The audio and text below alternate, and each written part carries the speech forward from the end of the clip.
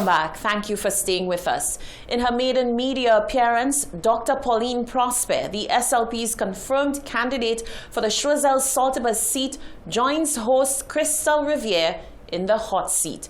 Here's a preview of what you can expect in the program that's coming up at 8 p.m. So, could you then be Prime Minister, Dr.? Why not? Why not? What does Kenny Anthony or John Compton or, well, I wouldn't say Alan Church, what do they have that I as a woman doesn't have? I have functioned at the highest level of the education system.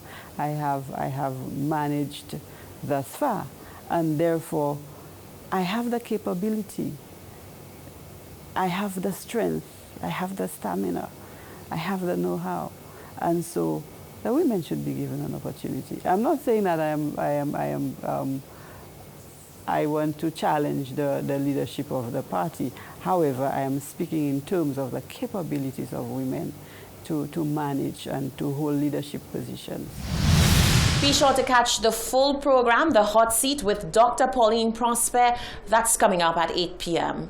Moving on, the government is lamenting the fact that the COVID-19 pandemic has placed a spanner in the works of the island's horse racing industry.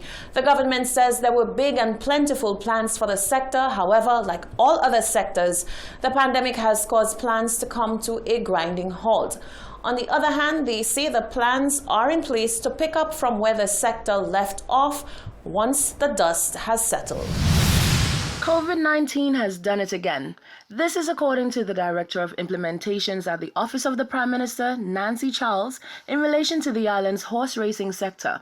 In 2019, on National Day, the Royal St. Lucia Turf Club, constructed by the Desert Star Holdings Company, was introduced, promising to open the island to a lucrative and luxurious sporting arena of equestrian excellence. However, almost as soon as the sector opened, plans for the RSLTC came to a screeching halt as a result of the COVID-19 pandemic. On Tuesday, Charles gave details on just how much the sector was affected. Because of COVID, of course, there was a year activities. There was an entire year plan for races every month, but because of COVID, everybody would appreciate everything has been at a standstill. I know they are making plans to resume. However, they need to get the okay for mass crowd events from the office of the CMO. And since we have not gotten the okay for mass crowd events, I think right now it's only set either below 200, nothing above. It would not be cost efficient for them to have a race and you only have less than 200 persons attending.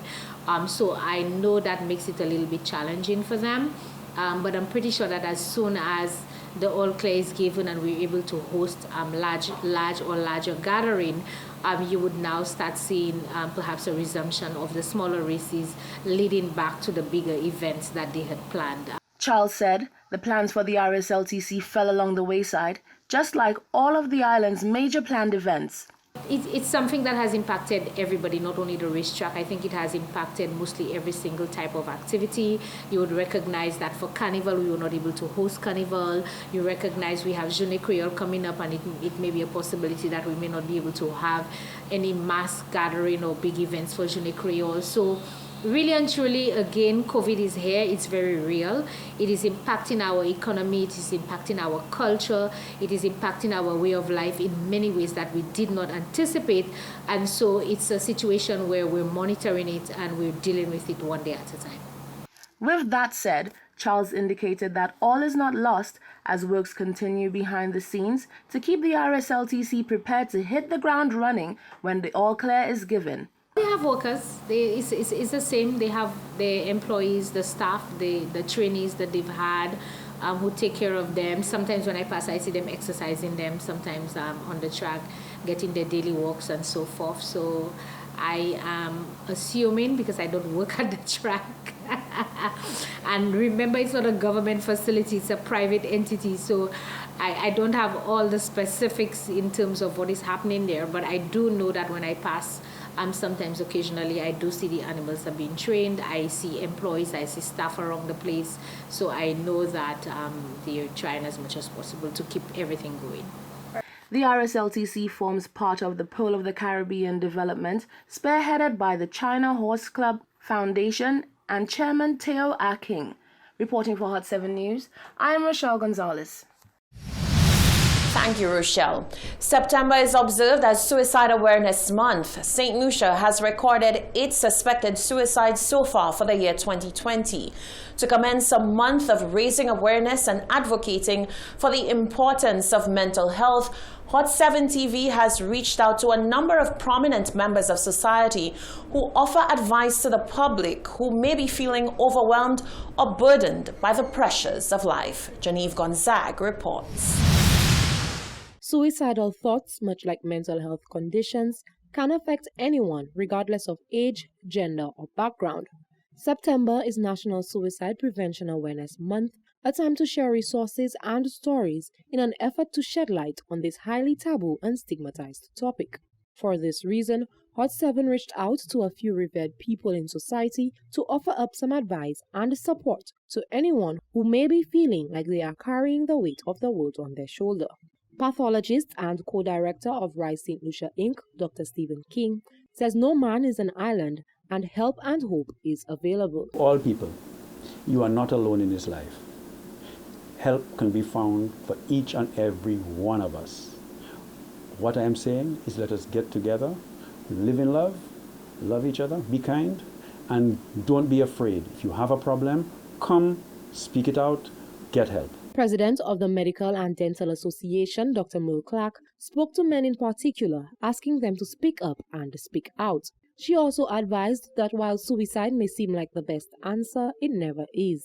She further appeals to the public to be more compassionate. It's not always easy, particularly our men who tend not to speak out, not to friends or anybody else. Reach out. Your healthcare provider, a trusted friend. Call the 203 hotline, but reach out to somebody. Suicide may seem like a viable option, but it is never the answer. It is final, it is definitive, but there is help out there. There are many people willing to help. Family, friends, your support is important in anybody who has any mental health issues. So it is important that we try in as much as possible to not judge or to not look down upon anyone and to not criticize too much, that people are dealing with more than you could ever imagine. And if ever we need a case of that, is the recent death of who is called the King, Chadwick Boseman, fighting a battle 4 years, literally a battle for his life, and doing it silently. Local philanthropist Dr. Venus Cherry, who has stolen the hearts of many St. Lucians, offered advice to those who face tough times as a result of COVID-19 and urged them to continue pushing forward. I know some days we just want to give up. I know sometimes you think of your kids, you think of your bills, you think of all the things you have going on that you don't have a penny for. Some days you feel bad about your weight. You feel bad about what you look like in the mirror. Sometimes you feel bad about the things that people laugh at where you're concerned. But I'm here to tell you, no matter what, never give up. Never give up. Reach out to a friend. Reach out to a stranger. Reach out to anyone you think that can help you. Depression is real. Many of us suffer from depression, anxiety, and a whole lot of other issues, and we feel alone. I'm here to tell you, you are not alone. Reach out to somebody. Reach out to me, Venus Rastaman Cherry, at any point, anytime, just to talk, just to try to resolve a situation. You are not alone. The suicide hotline in St. Lucia is 203. Members of the public are asked to make use of it whenever they are feeling overwhelmed or need advice. Reporting for Hot 7 News, I am Genevieve Gonzague.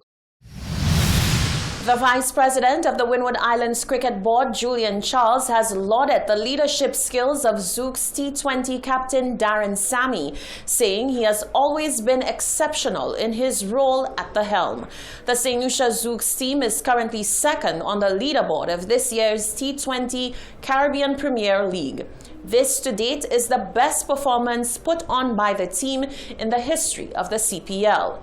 Charles, who also serves as the director of the West Indies Cricket Board, weighs in on the future of the Zouk's team as well as one up-and-coming cricketer. Rochelle Gonzalez reports. Son of the soil-turned international cricket hero Darren Sammy is under the microscope for not only his sporting ability, but for his leadership skills as the captain of the St. Lucia Zouks cricket team, which is part of the Caribbean Premier League. Of course, Sammy is no stranger to being under the microscope, as cricketing boards have for years scrutinized him heavily, as well as fair-weather fans who praise him when winning and tear away at him when losing. This year, Sammy and the Zouks have been riding high on a wave of victory in the annual T20 CPL, where the team is currently in the second position on the leaderboard, closely behind the Trinbago Knight Riders of Trinidad and Tobago. On Tuesday, Julian Charles, who is the Vice President of the Windward Islands Cricket Board, as well as the Director of the West Indies Cricket Board, gave his views on Sammy's performance to date. Team-wise, the team is doing excellent. They have, they've got a new coach in Andy Flower, and he's somebody with high work ethics, not that the others haven't been, but clearly sometimes when you have a new person in charge, it does help quite a lot. Darren Sammy has always captained the team very well. There is no question about his captaincy credentials, and it's good to see that he's finally getting the success with the Zouks. As a player, of course, he would want to do better than he's doing, especially the bat, since he doesn't bowl these days. And I personally would like to see him go up the order and at times, you know, just lead from the front. I think in the past he's kept himself back, playing the role of the finisher. Playing the role of the finisher in T20 cricket is very, very difficult, especially if you do not have the runs and the confidence behind you. So at times it's good that you could go up the order, go up at number 4, number 5, and get some more time to play yourself in. Charles also weighed in on the performance of the team's effort in this year's CPL. The Zouks does have a very good team. There is no question about that. It's a matter of gelling together, and they're clearly gelling well. And you know, I believe they are a winning unit. Of course, they will need some luck. It's T20 cricket. There's a lot of hit and miss, but they're definitely blending well. And you know, I believe that well, they have already proved that they will go further in the tournament. So just hope that they can actually bring the trophy home. This year, local rising star Kimani Melius made his debut in the CPL.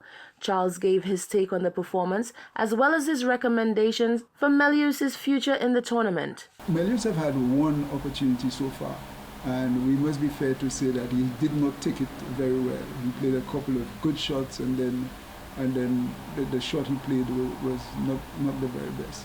So I think it was probably just letting him follow the game from inside for a while, and he will learn from his experience, and I'm sure that when he gets that next opportunity, you will see a bit of a more confident Melius. It was his first game, there were some nerves, and he didn't make use of that opportunity.